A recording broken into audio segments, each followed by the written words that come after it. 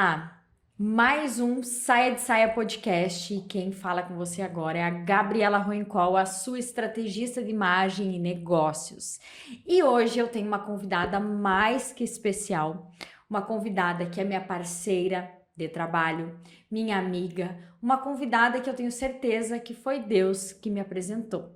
É a Diane. Sim, a Diane entende de gente e por isso eu trouxe ela hoje, já que temos um projeto juntas que se chama Liderança em Ação.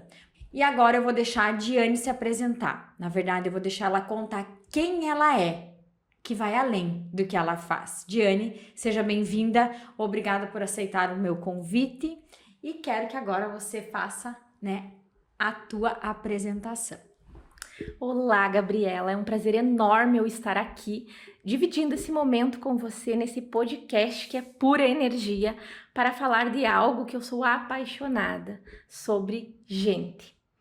Eu sou formada em análise comportamental, trabalho o desenvolvimento humano, tendo uma formação master na área, além de outras formações dentro do desenvolvimento humano.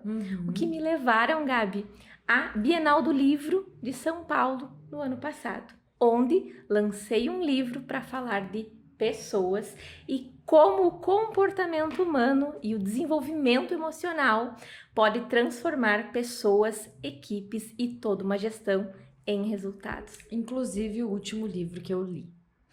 Que bom! Está de parabéns. Obrigada. É um conteúdo relevante para quem trabalha com pessoas, com vendas, metas, emoção, enfim. Então o livro realmente é para todas as pessoas. Pode falar aí do teu livro, já faz um merchan. O livro se chama A Profissão do Futuro, Como Entender as Pessoas, e é um livro que foi lançado em coautoria, juntando diversos profissionais que entendem de pessoas, que entendem de liderança e que entendem de processos. Então é um livro leve de se ler, que traz várias perspectivas de muitos profissionais Brasil afora, inclusive com pessoas especialistas que se formaram fora do país. Então, é um livro que une forças, conhecimento e principalmente humanidade para levar lideranças a um patamar mais elevado. Agora, você falou que você faz, mas quem você é? Eu sou a Diane, esposa do Rafael, mãe da Laura, do Arthur e do Bruno. Sou filha da Marta, do João. Eu sou uma apaixonada por comunicação e por pessoas. E foi isso, Gabi, que me trouxe até aqui. Eu sou alguém que vibra alegria, que corre atrás dos objetivos, que gosta de pessoas de verdade. Eu e a Diane, a gente se conheceu na escola dos nossos filhos, onde eu fui convidada para fazer uma fala no Dia das Mães. E ali a Diane me conheceu, começou a me seguir no Instagram. E aí algumas falas, muito parecidas do meu trabalho dela, ela me chamou. E aí a gente começou a se falar e começou a trabalhar junto. Então, por isso que eu falei no início que foi Deus que nos apresentou. Porque foi realmente um encontro em uma palestra da escola, algo voltado totalmente à escola onde os nossos filhos estudam, ela é totalmente voltada a Deus também, então tem um ensino diferenciado nesse sentido, e foi isso que nos conectou, as falas, o acreditar em Deus, o acreditar num propósito, uma missão, de vida, e acredito que isso é o que está nos trazendo aqui hoje, uma missão e um propósito. Sim, nós trabalhamos juntas já em várias ocasiões diferentes e surgiu a ideia foi da Diane, de montarmos uma mentoria para liderança. Por quê? Hoje eu trabalho com empresas e também pessoa física e jurídica, e a gente vai acompanhando a dor desses empresários. E eu já fui empresária por 12 anos, em loja de imóveis planejados, e me considero empreendedora ainda, porque a gente tem negócio e está sempre empreendendo e fazendo acontecer. E hoje uma das maiores dores são pessoas. As pessoas existem. Mas como liderar? Como fazer acontecer? Eu contrato alguém que é muito técnico, eu contrato alguém que é muito amoroso, né? Uma pessoa que tem humanidade, eu contrato enfim, é muitas pessoas, muitas vezes em uma empresa. E hoje nós temos mais uma coisa que nós temos que levar em consideração. 5 gerações trabalhando juntas, muitas vezes na mesma empresa. Pensa, o que é para um líder gerir tudo isso, né? E aí que veio a ideia da Diane de trazer o Liderança em Ação, que é um projeto lindo, um projeto em que não é motivacional, é técnica, ação e resultado, em que nós duas, né, com as nossas competências, unimos tudo isso para trazer o Liderança em Ação. Então, estou muito feliz com a tua presença, mais uma vez, obrigada. E se tu quiser falar um pouquinho, sem dar muito spoiler do Liderança em Ação, mas eu acho que é legal você falar a tua visão. Liderança em Ação nasceu, essa ideia surgiu, como a Gabi falou, da necessidade que as empresas têm de alcançarem resultados. Muitas vezes ele acaba deixando a desejar na questão comportamental por falta de conhecimento. Ele se capacitou tanto tecnicamente que ele acabou deixando de lado a gestão de pessoas, que é justamente o seu maior desafio.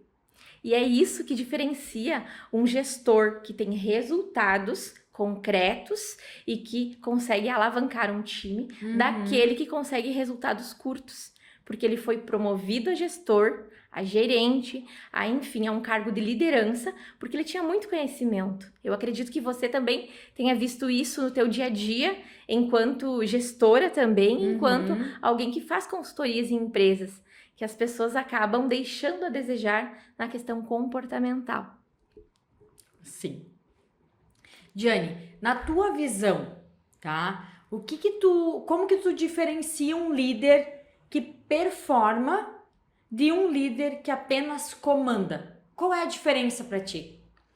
Um líder que apenas comanda é aquele líder que ele vai trazer uma receita de bolo com tudo que ele aprendeu para que ele consiga trazer o resultado.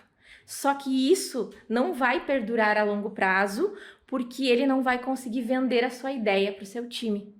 Muitas vezes ele não tem conhecimento e nem consciência que a pessoa está no lugar errado, e ele vai se desgastar emocionalmente e ele vai comandar, faz isso, faz aquilo, e sempre está preso a ele, os resultados. Volta para ele, sobrecarga emocional, e ele trava. Então ele está comandando, mas ele não está liderando, ele não está inspirando as pessoas. E o gestor que tem resultados é aquele que entende de técnica, ensina o que ele sabe, mas principalmente ele consegue entender de pessoas, entender as habilidades, e ele aprende a se comunicar de forma clara, porque ele entende a necessidade de cada um que ele lidera. Eu lembro que por muitos anos eu trabalhei em empresas em que eu fui gerente. Então eu sempre me dei muito bem com vendas. E aí acabou que eu fui promovida para gerência. Primeiro baque. Quem sabe vender muitas vezes não sabe liderar.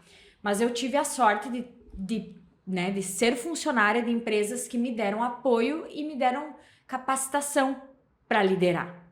E aí foi, né? Sempre fiz isso com muita felicidade, com garra e vontade, meta, vamos lá.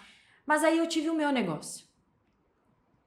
E aí, como eu era uma ótima funcionária, eu cheguei no meu negócio e eu continuei sendo uma ótima funcionária do meu negócio. Eu queria fazer tudo, eu queria, Centralizar. Centralizei tudo. E aí veio um outro problema. O primeiro foi aprender a liderar, agora aprender Delegar.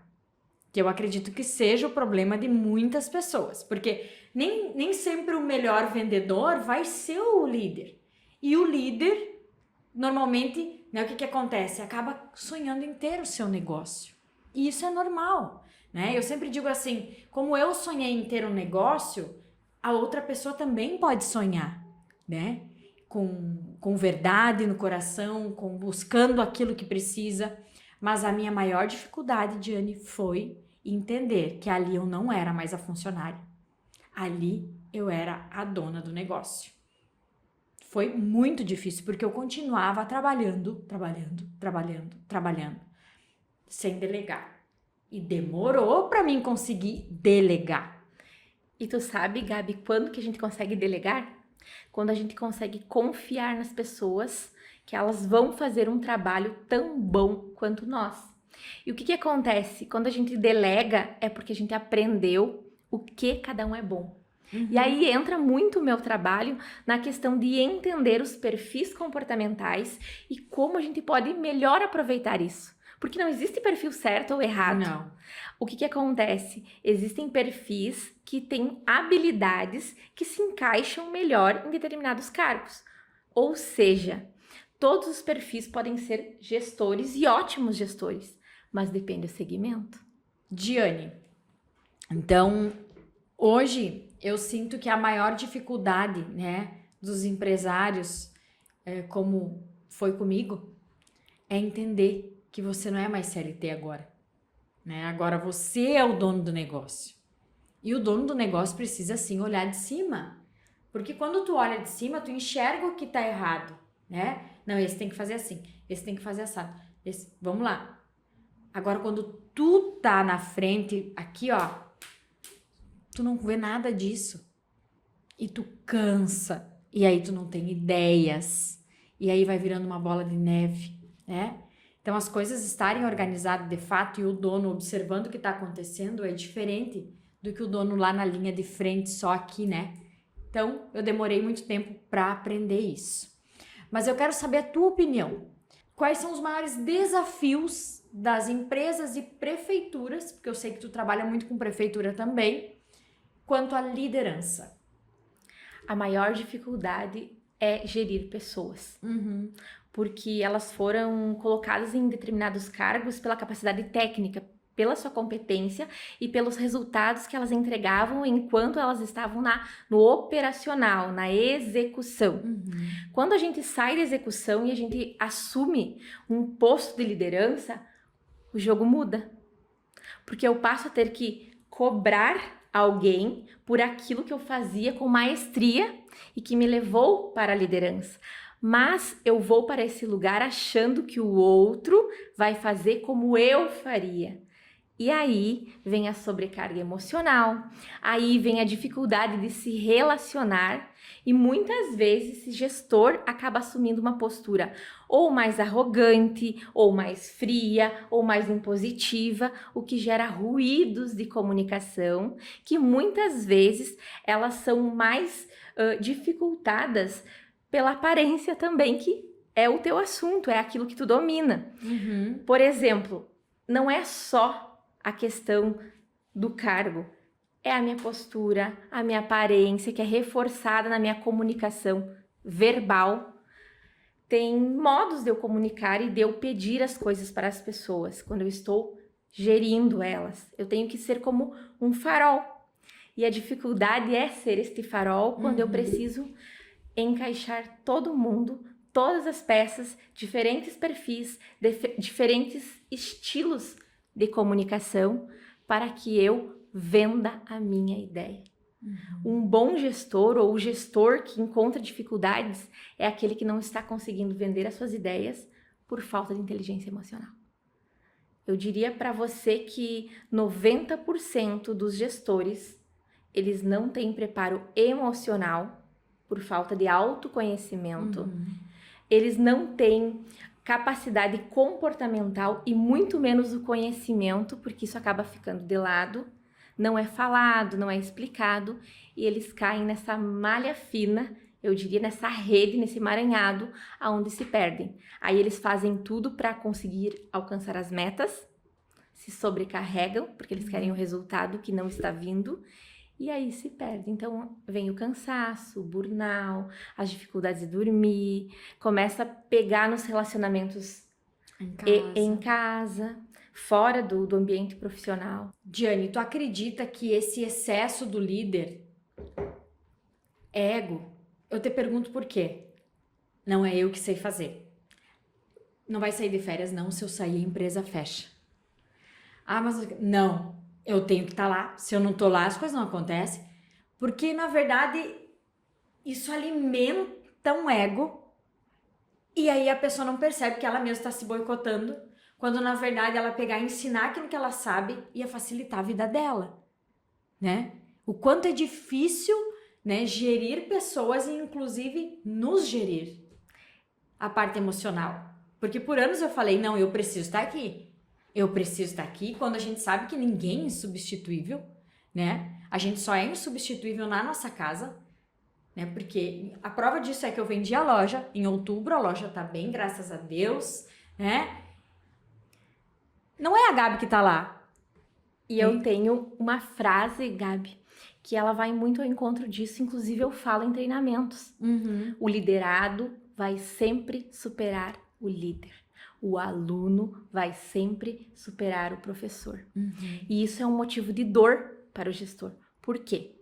Pensa que você ensinou o que tu sabia e alguém pegou aquilo que tu ensinou com toda a sua essência e transformou em algo maior. E isso é o teu legado como gestor. Formar pessoas. E eu diria pra ti que não é ego. Pode ser alimentado e virar. Mas é medo. É medo de não alcançar os resultados. É o medo de falhar. É o medo do julgamento. Porque no fundo, o gestor sabe, principalmente quando ele foi promovido ou quando ele abriu um negócio, ele tem que mostrar para a sociedade que ele conseguiu levar aquele negócio adiante.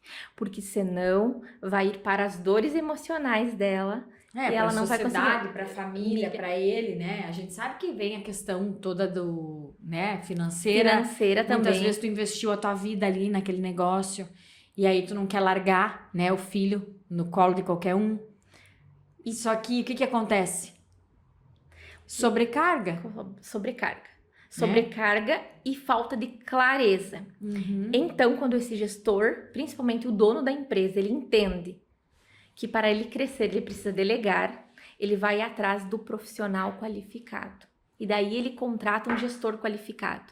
E muitas vezes, contratar um gestor qualificado não é alguém que já tem todas as competências técnicas. É aquela pessoa que ela tem o perfil certo para aquele lugar. É aquela pessoa que está alinhada com os valores e com a cultura da empresa que tu está à frente. Tanto o dono quanto o gestor tem que estar alinhado com a cultura, para que consiga gerir pessoas, gerir emoções, se comunicar com clareza. Hoje, nós sabemos que na maioria das empresas, quando vão contratar alguém, né, existem ferramentas para isso. E isso é uma coisa também que tu domina, né? De entender o perfil daquela pessoa. Porque muitas vezes tu vai pegar um melhor vendedor que tu tem, tu vai tirar da área de vendas e vai colocar ele para ser o gestor. E aí tu vai perder o melhor vendedor e não vai ter o gestor. Exatamente. Porque muitas vezes tu não quer perder aquela pessoa e aí tu acaba colocando ela no lugar errado e aí tu perde ela igual. Então conta um pouco para nós como são essas ferramentas e como a empresa pode usar a seu favor. Eu trabalho principalmente com a engenharia de equipes. O que é isso? É tu entender para onde aquela empresa está caminhando, ter cargos claros, desenvolver um plano de ação para que chegue em um resultado concreto.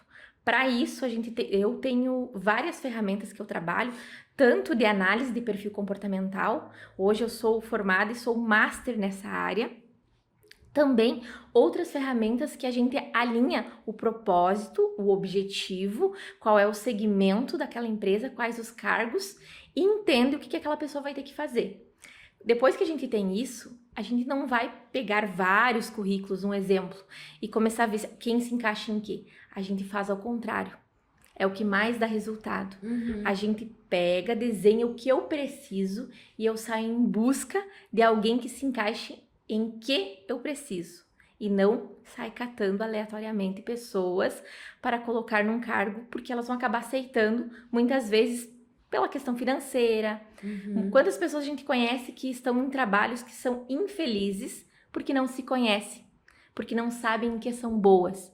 Aí o gestor vem e faz uma proposta, ela acaba aceitando, vai para um cargo errado, tem ali alguém que não sabe conhecer isso e a bagunça está formada. E essa bagunça faz com que uma peça estando fora do lugar, O quebra-cabeça. o quebra-cabeça fica todo bagunçado. Uhum. Então, o gestor é aquela pessoa que precisa colocar a peça certa no lugar certo. E para isso existem essas ferramentas que é como se fosse um farol que vai iluminar, trazendo clareza, trazendo uma melhora na comunicação, a gestão de verdade, porque tu te preocupa com o outro.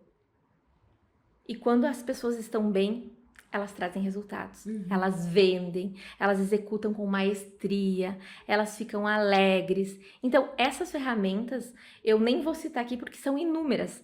Então, cada cargo a gente lança a mão de um arsenal para que a gente chegue em um resultado. Tá, só para entender. Concreto. Tu vai nas empresas e tu vai conversar com o gestor, com o líder, para entender o perfil comportamental dos funcionários e também, digamos, a empresa para contratar chama a Diane. Como que funciona? Hoje Tá. eu trabalho tanto com recrutamento, seleção e retenção de talentos e com outros programas. Então, tudo depende da necessidade da empresa. Tem empresas que elas querem contratar com assertividade, mas elas não querem mexer no time. E aí é um problema, porque às vezes tu já contratou errado e tu não quer demitir. E às vezes não é necessário. Até tem um caso de uma empresa onde eu atendo que tinha uma pessoa que não estava de acordo ou na posição correta. A gente alinhou, desenhou o cargo, trocamos ela de posição e essa pessoa está performando muito bem. Ela não foi demitida, que era a primeira escolha da gestora. Era demissão. A gente alinhou, realocou e hoje tem resultados incríveis. Porque é o que ela gosta de fazer. É o que ela gosta de fazer. Né? A gente também estava falando antes de começar aqui o podcast que a gente não é criança, né? A gente não faz só aquilo que a gente gosta. Mas é claro que os olhos brilham. Por exemplo, colocar a Gabriela atrás de uma planilha de Excel. Pensa. Impossível. Impossível. É claro que às vezes eu vou puxar uma planilha, até porque eu tenho que ver meus gastos, né? A questão financeira. Mas eu não vou ficar ali 8 horas atrás de um computador. É porque eu sou falante, eu gosto de pessoas, eu gosto... Então, seria captar isso. Exatamente. É quando a gente entende quais são as habilidades daquela pessoa, qual é o comportamento dela esperado, quais são os valores, porque pensa, vamos lá. Pensa que a gente vai contratar alguém para caixa de um banco, ou caixa de uma loja, ou alguém que vai ficar responsável pelo dinheiro da empresa. Tá. Pensa se o valor dessa pessoa não for honestidade em primeiro lugar, ou pelo menos não estiver entre os 3 valores principais, honestidade. Não tem como. Então, além do perfil de ser uma pessoa que tem aquele olhar mais detalhista, um perfil mais analítico, eu tenho que olhar outras questões. Por exemplo, valores. Para que eu coloque essa pessoa no lugar onde ela gosta. Exatamente o que tu me trouxe. A Gabriela na frente da planilha não vai funcionar. Assim como a Diane na frente só de planilha, porque o meu trabalho, apesar de precisar direcionar e inspirar pessoas, eu analiso dados. Sim. E mesmo não sendo o meu perfil totalmente analítico, eu aprendi a desenvolver para que eu entregue o meu trabalho com maestria e realmente eu consiga fazer o que eu gosto, que é direcionar pessoas.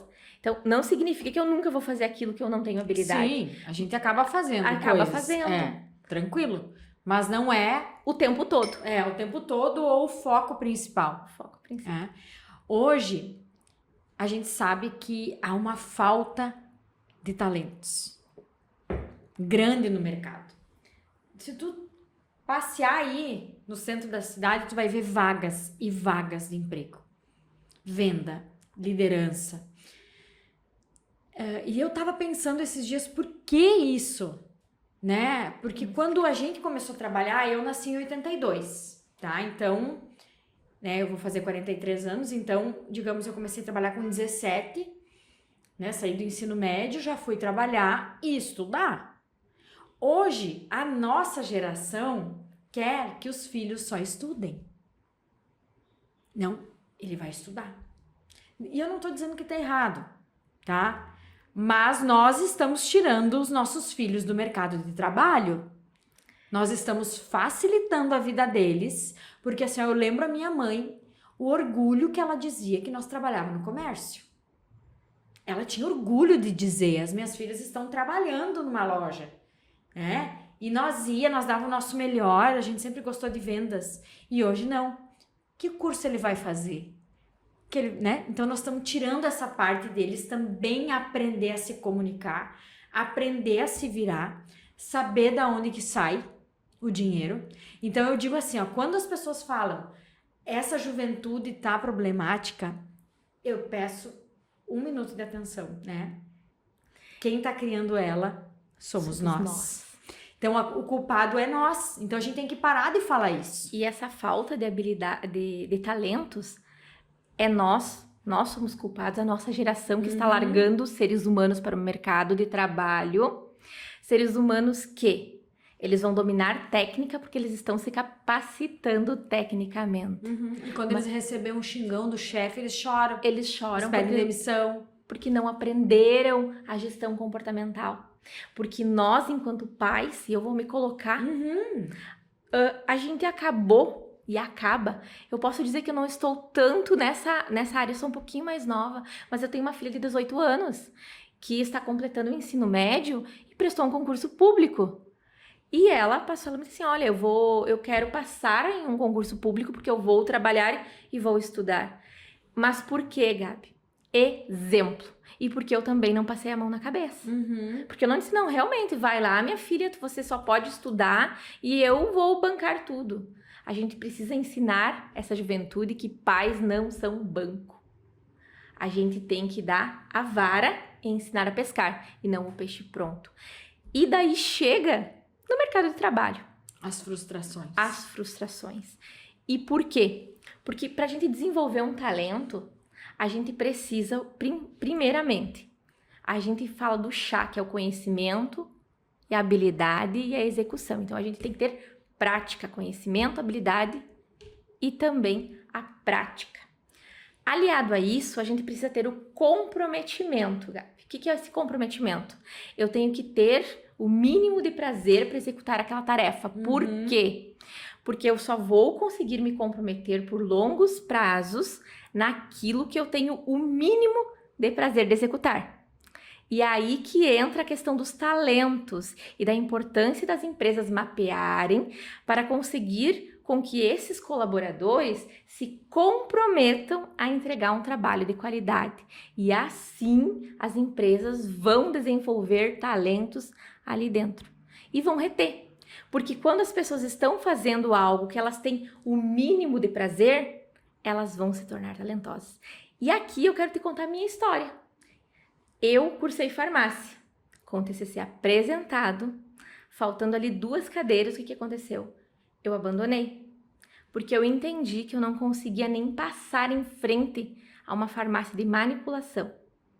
Eu sou bem comunicativa, o meu perfil é dominante e influente, ou seja, execução, resultado e comunicação. O que eu fazia dentro de um laboratório? Nossa. Máscara, sem poder falar. Outra coisa, eu gosto de me arrumar. A gente não podia usar anel, unha grande. Imagina eu. Nada. Pra mim, Depressão. aquilo foi me deprimindo. Por quê? Porque quando eu cheguei lá no final, nos estágios, eu comecei a ver que eu ia enfrentar um mundo totalmente diferente daquilo que eu tinha imaginado pra mim. E foi aí que eu larguei a sorte. Eu tive a experiência de trabalhar em farmácia, balcão de farmácia, vendendo, e era o que eu gostava. Mas o que eu passei a perceber? Que eu também não queria ficar vendendo o resto da minha vida. Medicamento, eu tinha me formado tecnicamente, eu iria me formar tecnicamente, mas eu não queria vender então, simplesmente por vender. Aí, Gabi, entra toda essa questão de descobrirmos em que a gente é bom. E a gente delega muito ao líder, né? Ai, não, mas o líder tem que saber. E aqui entra um ponto de tensão. Eu preciso saber. É pra mim, em que eu sou bom, o que eu gosto de fazer. Porque daí a gente encontra o nosso caminho. E foi aí que depois que eu estudei perfis comportamentais, eu entendi que jamais eu seria, né? Jamais seria talentosa na farmácia. Porque o meu caminho é realmente voltado à comunicação, Pessoas. a pessoas e a resultados. E por que escolher líderes? Porque me motiva ver o quanto eu, enquanto CLT que fui no mercado de trabalho, não tinha líderes que sabiam inspirar e conectar. Isso acho que foi o principal objetivo, por ver também a dificuldade que eles tinham de gerir pessoas, de entender as dores do outro. E isso fazia com que ele se frustrasse. Inclusive, meu último trabalho CLT, eu percebi que uma gestora era tão boa no que ela fazia e ela tinha dificuldade em confiar em prazos, porque ela estava tão massacrada por pessoas que não entregavam prazos porque ela não conseguia comunicar, que quando eu cheguei eu dizia assim para ela: pode ficar tranquila, eu vou te entregar no prazo que tu precisa e vou me organizar. Eu fazia financeiro, planilha. E eu, por incrível que pareça, ela gostava de resultados e ela me pegou não pela capacidade técnica ali das planilhas, mas pela minha vontade de entregar resultados. E ela me inspirou a levar para ela como ela poderia se comunicar melhor. E o que aconteceu? Eu tinha uma gestora minha que ela passou por um treinamento e ela se transformou, principalmente no quesito comunicação e desenvolvimento humano. E foi isso que realmente me levou a me inspirar, por ver que gestão de pessoas transforma o ambiente e entrega mais resultados em equipes engajadas e por aí vai. É o que eu ia te perguntar agora. Por que tu acha que é tão importante o desenvolvimento humano, né, nas lideranças? Acho que tu já respondeu um pouco, mas aproveitando o gancho do que tu falou da empresa, que tu agradece ter trabalhado com ela, né? Porque certamente ela extraiu algo de você muito bom. Eu também trabalhei em empresas assim que me puxavam muito. E eu lembro que eu fiquei anos na empresa e quando eu saí, parecia que tudo era tão leve depois daquela empresa. E foi a primeira que eu trabalhei. Então eu agradeço todos os dias ter trabalhado lá. Agradeço, né, a confiança das pessoas que me contrataram, enfim. Mas é tudo a questão da tua disponibilidade, né? De tu tirar algo. Porque assim, ó, até mesmo um curso. Eu sou formada em administração, eu sou formada em design de interiores e sou formada em personal stylist, tá? Aí tu vai dizer pra mim, tu não usa administração? Eu uso. Todos os dias. Design, né? Quando eu tinha loja, fui fazer o curso de design interior porque eu precisava entender do que eu ia vender, né? Um bom vendedor vende qualquer coisa, mas ele precisa entender do que ele vai vender. A questão é você ir procurar, né, o que você vai se doar. Hoje eu trabalho com a maioria mulheres, né? A forma de vestir, mas a gente sabe que o vestir vai muito além da parte de fora, né? Vem de dentro. E essa é a intenção que a gente precisa das pessoas. Então, desenvolvimento humano e liderança, tu acredita fielmente que é a chave de tudo na empresa? É a chave, porque o desenvolvimento humano vai te levar ao autoconhecimento. E o autoconhecimento, ela é a chave para mim entender como eu funciono. Quando eu entendo como eu funciono, eu a partir disso consigo entender como o outro funciona, quando eu vou buscar ferramentas que vão me mostrar como o outro funciona. Aí a gente chega num ponto-chave, melhora da comunicação. Aí entra a questão comportamental que eu falo muito. Eu poderia vir aqui falar nesse podcast em japonês, se eu soubesse, certo? Eu estaria respondendo, conversando, tudo tranquilo. Porém, eu não entreguei aquilo que os outros entenderiam. Por isso... Eu não ia entender. É por isso que a gente é responsável, sim, por aquilo que a gente está comunicando e falando. E a gente escuta muito, eu sou responsável pelo que eu disse, não pelo que o outro entendeu. Não. A gente é responsável, sim, pelo que o outro entendeu. E a gente tem que ter humildade, sim, para dizer assim, você está entendendo o que eu estou falando? Até tem uma técnica, repita para mim, por favor, pra gente se certificar que tudo vai sair conforme combinado. Porque o óbvio, ele precisa ser dito. Precisa. Não tem como fugir disso. E é legal que escutar você falando tudo isso, né? Que tem tudo a ver com liderança. E o nosso projeto Liderança em Ação, né? Eu vou falar aqui novamente. Logo, logo vocês vão entender o que é esse projeto e o que está por vir. Porque nós entendemos que sim, que a motivação ela é importante. Mas não é o alicerce, né? Para construir uma casa, existe o alicerce. Senão vem um vento e Derruba. leva, né? Assim é as empresas. A gente precisa de algo concreto, alicerçado para que continue fazendo efeito. Não adianta dar doses homeopáticas de motivação, que naquela semana as pessoas estão enlouquecidas, e depois a dopamina cai. Diminui, né? Diminui. Até porque, Gabi, a motivação ela vai durar 72 horas. Isso dá o quê? Quantos dias? 5? Acho que 5 dias. Não sou boa em matemática, viu, gente? É um curto período. E ali terminou toda a motivação. E a ciência nos fala isso. A ciência da felicidade nos fala isso. Então, a gente precisa ser atentos a esse detalhe. Eu acredito sim que precisa motivar, né? Mas precisa ter o alinhamento. Precisa conhecer o que a pessoa é boa. Precisa treinar. Treinar métodos. Assim, o que tu acha mais simples. Isso não precisa. Precisa. Entrou um funcionário novo, tu vai pegar pela mão e tu não vai jogar nos leão. Tu vai ensinar. Tu vai pegar, vai ensinar na recepção, como que atende, a abordagem, como que conversa com o cliente, como que tu vai falar para vender, como que tu vai oferecer um produto, como que tu vai neutralizar as objeções quando ele diz tá caro. Tudo isso você tem que ensinar ao teu funcionário. Por quê? Porque o funcionário é uma extensão do dono.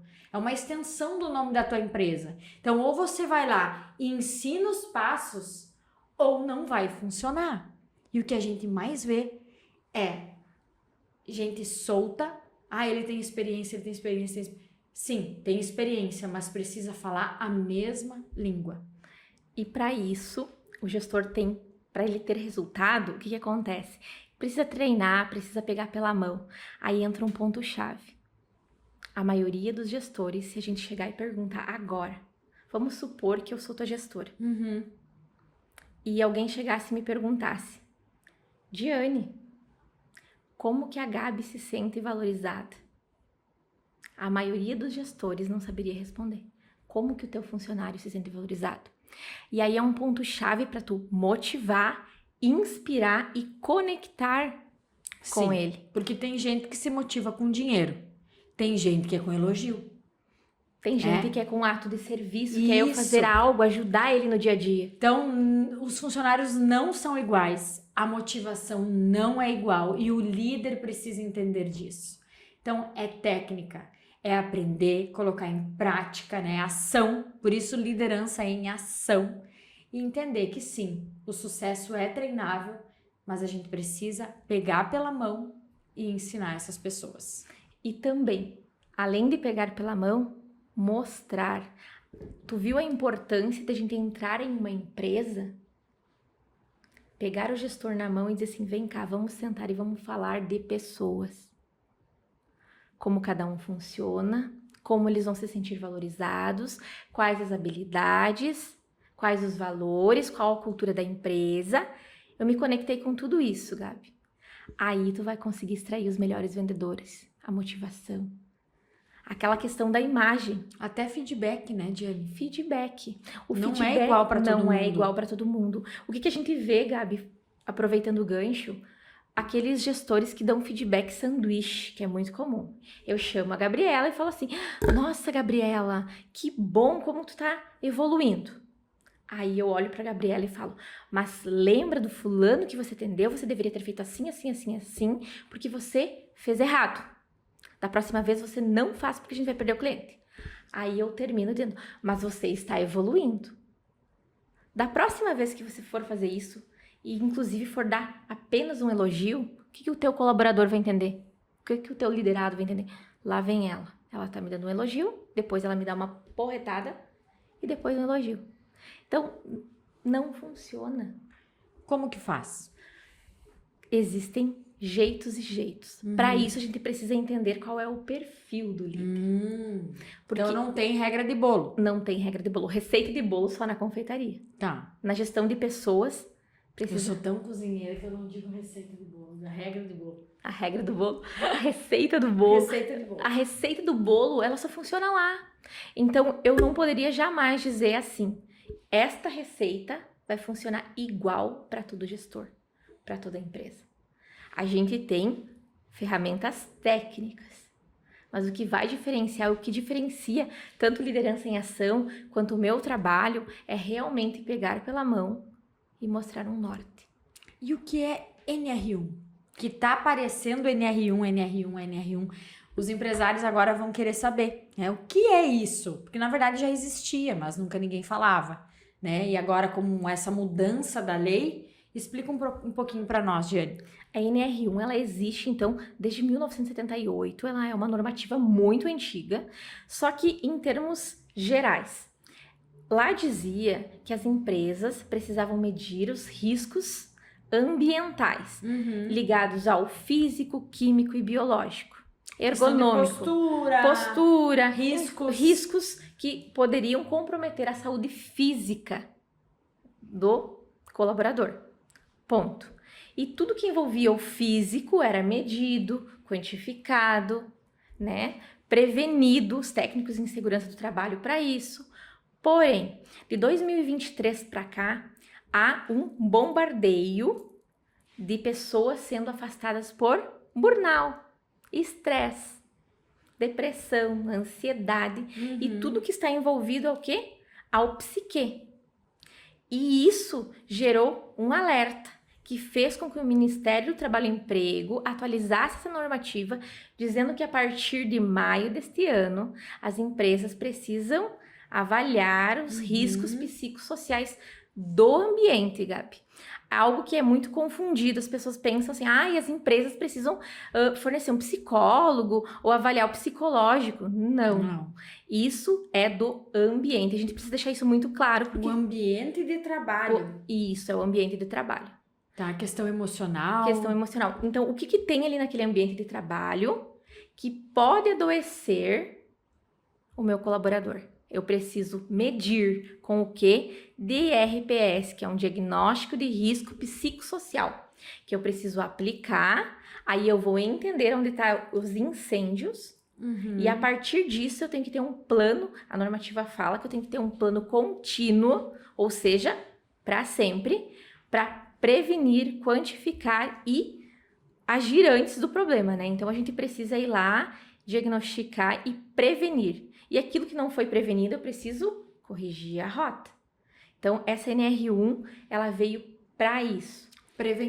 Prevenção e também melhoria. O que acontece que eu acho que é muito cabível de falar aqui sobre isso.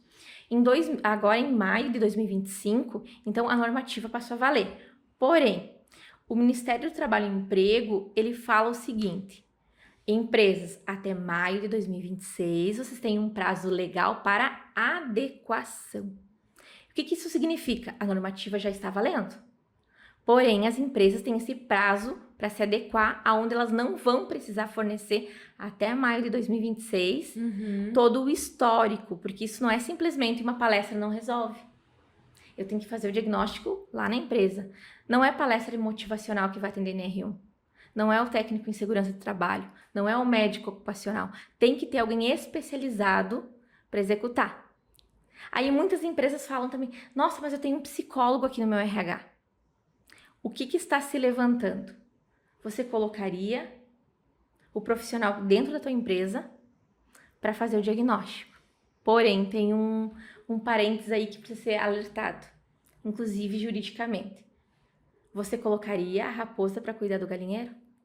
Eu não tenho como pedir para um colaborador meu, até poderia, medir os riscos. Só que no momento que você sofrer uma ação trabalhista, não vai valer. a gente não sabe como que esse juiz vai se comportar. Muito provavelmente não vai valer, mas não vai ter o mesmo peso. Não vai ter o mesmo peso. É alguém de fora. É alguém de fora. E aí, abre um precedente. De agora até maio do ano que vem, as empresas que não estão fazendo nada, que estão deixando a água bater no pescoço, como a gente fala no português, elas podem sofrer sim ação trabalhista. Então precisam Elas buscar informação antes e começar a se mexer antes. Tem um número de funcionários? A legislação está falando 3. Porém, para fiscalização e para valer, no momento que chegar uma ação trabalhista, a cabeça do juiz é como se fosse uma caixinha de surpresas, a gente não sabe. É, porque é tudo muito novo. É tudo ainda, muito novo. Né? Então, novo. é um período de que vai ser muitas situações que vão acontecer e que depois vão ser, né, colocadas em prática, talvez de um modo um pouquinho diferente ainda. Mas hoje é o que está valendo. Diane, a gente sente, quando a gente entra numa empresa que investe nos seus funcionários e que organiza a casa, a gente sente a vontade das pessoas estarem ali. Elas se sentem de fato reconhecidas, elas têm vontade de ir, é uma empresa organizada, né? A gente sente tudo isso. E é para essas empresas que a gente está conversando aqui e falando sobre o Liderança em Ação, né? Que é um projeto que logo, logo vai ao ar, que vai trazer NR1, desenvolvimento humano, vendas e imagem. Então, imagem que vende. Tá? Então, são 4 tópicos. Se eu esqueci de alguma coisa, tu pode me corrigir. São 4 tópicos que nós teremos nessa imersão. E a gente tá muito confiante, né? Porque é juntar o conhecimento das duas e aplicar dentro das empresas. A gente sabe que as empresas estão sedentas, estão precisando disso. E com certeza vem a somar para o comércio local, né, aqui da nossa cidade e de outras cidades que nós vamos oferecer o projeto. Então eu quero que tu fale um pouquinho, né, para a gente finalizar sobre o nosso projeto. Liderança em ação, eu poderia resumir em uma frase. O gestor precisa ser um vendedor de ideias, porque ele vai precisar vender as suas ideias e vai precisar vender as metas daquela empresa para o seu time. Mas a gente só vende quando a gente acredita que é possível. A gente só vende quando a gente conhece o produto, o serviço, as pessoas às quais a gente está vendendo e a gente se conhece. Porque você vai tomar não do teu time, você vai tomar não do teu cliente. Então o gestor é um vendedor de ideias. E olha que muita gente fala, eu não sou vendedor. A gente é vendedor o tempo inteiro, né? A gente se vende o tempo inteiro. Eu sou das vendas, né? Eu amo vendas. Então, mais uma vez, obrigada, Diane. O bate-papo de hoje foi realmente muito interessante. Falou sobre liderança, falou sobre empresa, falou sobre vendas, negócios, gestão. E a gente está muito feliz de receber a Diane aqui. Obrigada e até a próxima. Muito obrigada, Gabi.